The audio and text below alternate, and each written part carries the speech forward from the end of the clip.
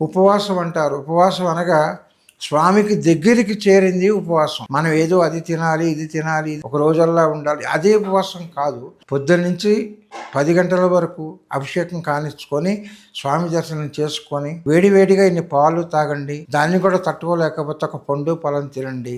మీరు మధ్యాహ్నం లఘువుగా కొంచెం ఇంత నూనె లేకుండా ఉప్మా చేసుకొని తినండి. ఫుల్గా ఉండాలనుకున్న వాళ్ళు మంచినీళ్ళు కాదు కదా, నోట్లో ఉమ్ము కూడా మనం లోపలికి మింగకూడదు. కాబట్టి ఆయన నీలకంఠేశ్వరుడు క్షీరసముద్ర మదనంలో సముద్రాన్ని చిలుకుతూ ఉండగా ఆలాహలం పుట్టింది ఫస్ట్. ఆ ఆలాహలం ఏం చెయ్యాలని సముద్రం మొత్తం దేశమంతా అతలకుతలమవుతున్న టైంలో ఆ యొక్క శివుడు ఆలాహలాన్ని స్వామి తీసుకున్నారు.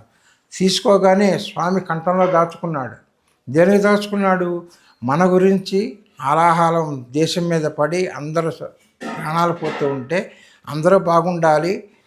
స్వామికి అది పుచ్చుకోగానే కొంతంతా నీలంగా ఉంటుంది కాబట్టి నీలకంఠేశ్వరుడు అయ్యాడు.